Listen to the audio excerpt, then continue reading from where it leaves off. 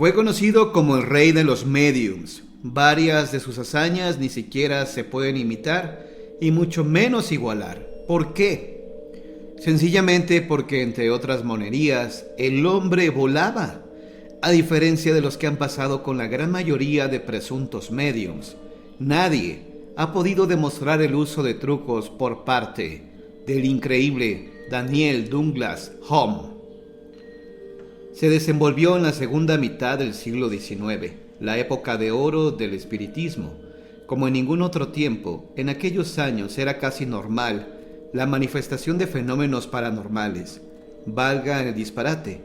Se escuchaban golpes en las paredes, las mesas se volcaban solas, llovían flores en habitaciones cerradas, se producían campanadas en el aire y hasta llegaban voces de ultratumba. Algunos mediums, personas que podían comunicarse con el más allá, alcanzaron fama internacional y eran muy solicitados por la aristocracia europea, que los protegía económicamente con tal de gozar de sus hazañas. Por supuesto, muchos eran unos perfectos charlatanes y no dudaban en culpar a los propios espíritus cuando algún truco no les funcionaba.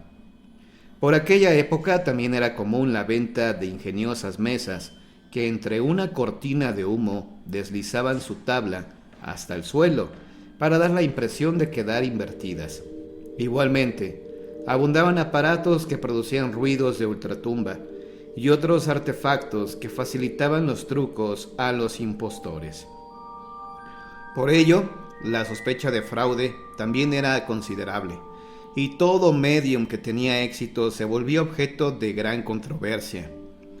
Muchos charlatanes fueron descubiertos, pero había mediums que difícilmente eran sorprendidos en algún fraude, y entre ellos ninguno como Daniel Douglas Home.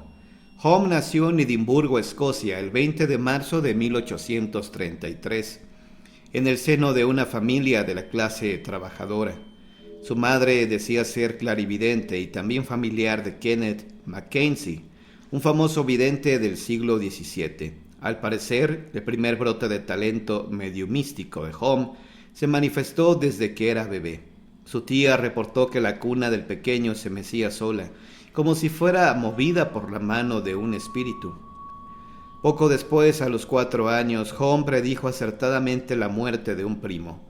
Cuando Daniel tenía 9 años, su familia se trasladó a Connecticut. Allá hizo otras sorprendentes predicciones, entre ellas la muerte de un amigo en Escocia y el fallecimiento de su madre en 1850. Home se fue a vivir con una tía, Mary Cook, en Norwich, Connecticut. Pronto se empezaron a producir misteriosos golpeteos en la casa, y Mary culpó a Home de haber llevado al diablo consigo.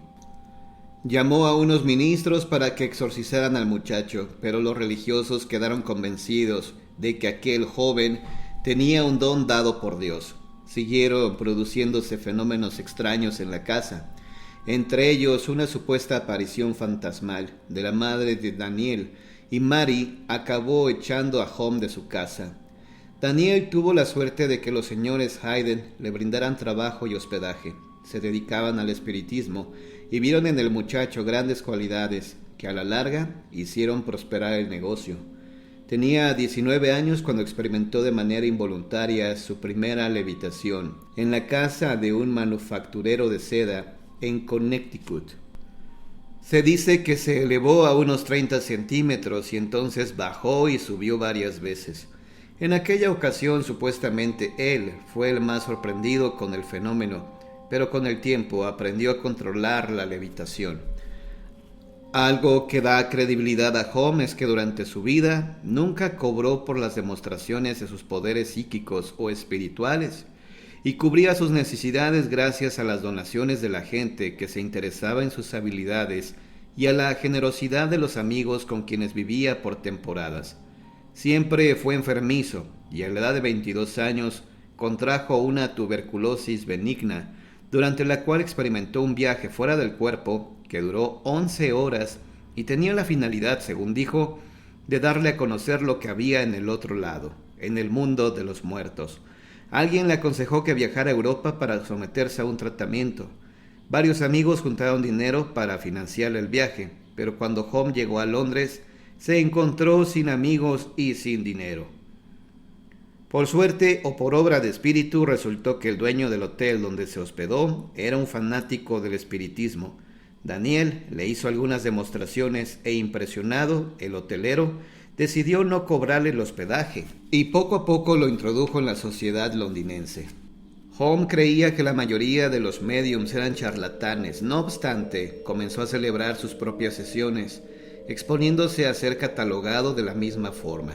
Contra la costumbre prevaleciente, las llevaba a cabo en cuartos iluminados. Antes, las decenas de personas que asistían a las sesiones producían luces espectrales, golpeteos y manos fantasmales que terminaban en la muñeca y saludaban de mano, por supuesto, a los presentes. Movía objetos pesados sin tocarlos y volcaba mesas sin que se cayeran los objetos que tenían encima. Producía visiones de guitarras fantasmales que tocaban música misteriosa.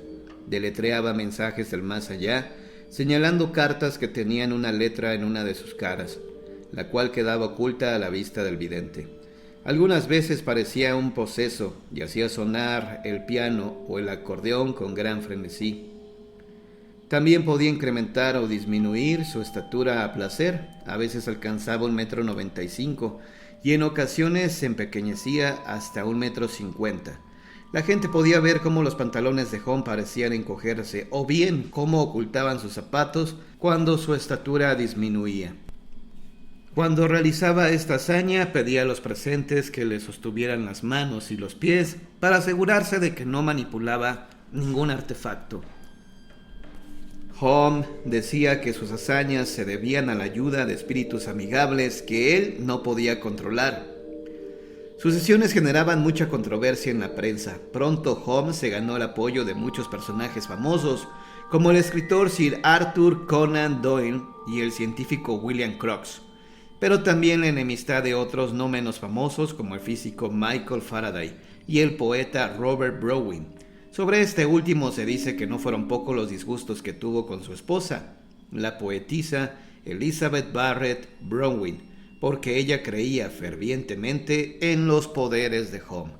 En febrero de 1856, Home anunció que sus espíritus le habían informado que planeaban alejarse de él por 1 año.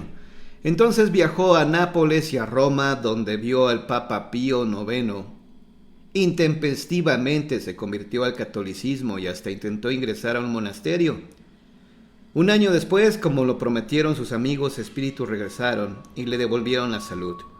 Continuó celebrando sesiones y haciéndose tan popular que los mismos emperadores de Francia, Napoleón III y su esposa Eugenia, lo invitaron al castillo imperial. En realidad, el emperador pretendía descubrir a Home en algún truco, pero se convenció de la autenticidad de sus poderes cuando Home hizo presente el espíritu de Napoleón Bonaparte, quien estrechó las manos de Napoleón III y su esposa. En Roma, Home conoció a Alejandrina, la hija de una aristocrática familia rusa. Se enamoraron y se casaron en San Petersburgo el 1 de agosto de 1858. Al año siguiente tuvieron un hijo y en 1862 ella murió debido a una enfermedad. La familia de Alejandrina se negó a entregarle su herencia a Home, por lo que éste volvió a depender de las donaciones de sus seguidores. Aceptó dar algunas conferencias para ganar dinero y durante un tiempo bastante prolongado efectuó muy pocas sesiones. Sus necesidades financieras lo enredaron en un pleito legal con una rica viuda inglesa, la señora Lyon, quien tenía 75 años de edad. Su esposa había muerto 7 años antes y le había informado previamente a su muerte que ella le sobreviviría solo 7 años. Entonces, la señora buscó a Home para que la pusiera en contacto con su esposo y supiera si iba a morir pronto. El hombre muerto se comunicó, supuestamente a través de Home y por medio de golpes, e indicó a la viuda que no debía preocuparse, pues no iba a morir pronto. Ella se entusiasmó y siguió visitando a Home. Y un día, a través del espiritista, su esposo le dijo a Home iba a ser el nuevo hijo de ella y que debía ayudarlo a independizarse dándole 700 libras al mes. Para enero de 1867, siguiendo las instrucciones del finado señor Lyon, Home había adoptado ese apellido, había percibido 60,000 libras en efectivo y se había hecho beneficiario del testamento de la señora Lyon. En junio de 1867, la señora Lyon se mostraba romántica con Home, quien la rechazó y provocó su ira. El día siguiente, ella le exigió al vidente que le devolviera su dinero. Él intentó apaciguarla ofreciendo devolverle la mitad, pero ella lo hizo arrestar e inició un pleito legal contra él. Durante el juicio, una desaliñada señora Lyon confesó que entre ella y Home había habido más que cariño. Avergonzados, muchos partidarios de Home lo abandonaron y sus críticos se regodearon cruelmente. Aunque los argumentos de la señora no eran muy sólidos, la corte falló en su favor y Home fue obligado a devolver las 60,000 libras. La corte aprovechó la ocasión para denunciar al espiritismo como un disparate perjudicial, bien calculado con el único fin de engañar a los vanos, los débiles, los tontos y los supersticiosos. Home no apeló y tuvo que devolver el dinero. Aquel escándalo fue seguido por algunas de las más sorprendentes hazañas del espiritista, incluyendo una levitación en 1868 en la casa de Lord Adare, hijo del conde de Dunraven. Home nunca había estado en esa casa, por lo que difícilmente pudo haber preparado un truco. El espiritista entró en trance y se dice que flotó y salió volando por una ventana del tercer piso para después entrar volando a través de otra ventana. Por supuesto, los escépticos expresaron su versión del caso, concluyendo que pudo haber sido una alucinación colectiva por parte de los testigos. Ciertamente, los diversos testimonios mostraron algunas diferencias sustanciales entre sí. Por ejemplo, unos decían que Home realizó la hazaña a oscuras y otros afirmaban que la hizo en la habitación iluminada. En 1868, Home realizó increíbles actos con fuego y carbón caliente. Podía recoger brasas ardientes sin quemarse y de algún modo lograba que otras personas pudieran hacer lo mismo. Metía la cabeza directamente en las flamas de una chimenea y su pelo ni siquiera se chamuscaba. Para percibir ingresos, Home viajó por Inglaterra y Escocia leyendo poesía. Trabajó brevemente como corresponsal de guerra en el conflicto franco-prusiano en 1870. Más tarde, de regreso en Rusia, conoció a Julie Blomelin, una rica mujer con quien se casó en 1871. Ese mismo año, Home comenzó una serie de pruebas en Londres con el científico William Crookes, quien se interesaba profundamente en el espiritismo para determinar si Home de algún modo manipulaba energía electromagnética. Crookes envolvió un acordeón con alambre de cobre y lo colocó dentro de una jaula de alambre. Hizo correr una corriente eléctrica a través de la jaula, la cual, según creía, bloquearía cualquier fuerza electromagnética de Home. Sin embargo, el espiritista todavía fue capaz de hacer que el acordeón sonara sin tocarlo. Crookes concluyó que Home poseía una fuerza psíquica independiente de la energía eléctrica, y esta aventurada teoría provocó severas críticas por parte de otros científicos. Cuando terminó las pruebas con Crookes en 1873, Home anunció su retiro como medium. Cansado y con mala salud, viajó con su esposa y el hijo de su primer matrimonio. Murió de tuberculosis el 21 de junio de 1886 en Auteuil, Francia. Su esposa regresó a Rusia con el hijo de Home y escribió 2 libros sobre la vida y los poderes psíquicos de su esposo.